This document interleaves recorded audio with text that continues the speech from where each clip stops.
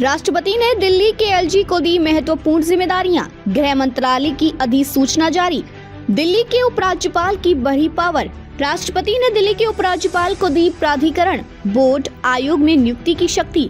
राष्ट्रपति द्रौपदी मुर्मू ने दिल्ली के उपराज्यपाल विनय कुमार सक्सेना को नई शक्तियां सौंप दी हैं। अब दिल्ली के एलजी राजधानी में किसी भी प्राधिकरण, बोर्ड, आयोग या वैधानिक निकाय के सदस्यों को बनाने और नियुक्त कर सकते हैं।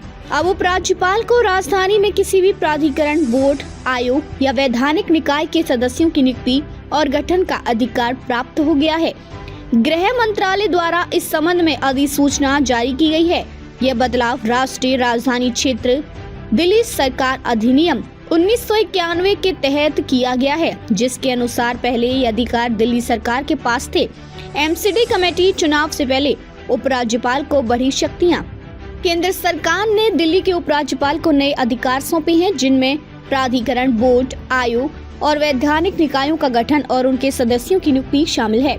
यह निर्णय एमसीडी, नगर निगम दिल्ली, वार्ड समितियों के चुनाव से ठीक पहले लिया गया है। अधिसूचना के मुताबिक अब उपराज्यपाल को दिल्ली महिला आयोग और दिल्ली विद्युत नियामक आयोग जैसे प्राधिकरणों और बोर्डों का गठन करने का पूर्ण अधिकार प्राप्त है। चुनावों के लिए पीठासीन अधिकारियों की नियुक्ति। अधिसूचना के सार्वजनिक होते ही उपराज्यपाल वीके सक्सेना ने एमसीडी वार्ड समिति चुनावों के लिए पीठासीन अधिकारियों की नियुक्ति कर दी है। इससे पहले मेयर शैली ओबरॉय ने चुनाव कराने के लिए पीठासीन अधिकारियों की नियुक्ति करने से इनकार कर दिया था। उनका कहना था कि उनकी अंतरात्मा उन्हें अलोकतांत्रिक चुनाव प्रक्रिया में शामिल होने की अनुमति नहीं देती है।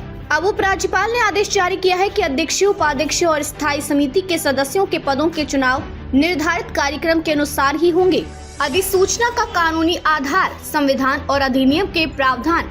अधिसूचना राष्ट्रीय राजधानी क्षेत्र दिल्ली शासन अधिनियम 1991 की धारा 45T और संविधान के अनुच्छेद 239 के खंड के तहत जारी की गई है। इसमें कहा गया कि राष्ट्रपति निर्देश देती है कि उपराज्यपाल राष्ट्रपति के नियंत्रण में रहते हुए इस अधिनियम की धारा 45T के तहत प्राधिकरण, बोर्ड, आयोग या वैधानिक निकाय के गठन और सदस्य नियुक्ति की शक्तियों का प्रयोग करेंगे। संविधान का अनुच्छेद 239 केंद्र शासित प्रदेशों के प्रशासन से संबंधित है और राष्ट्रपति को इन प्रदेशों के प्रशासक के रूप में नियुक्त करने की अनुमति देता है।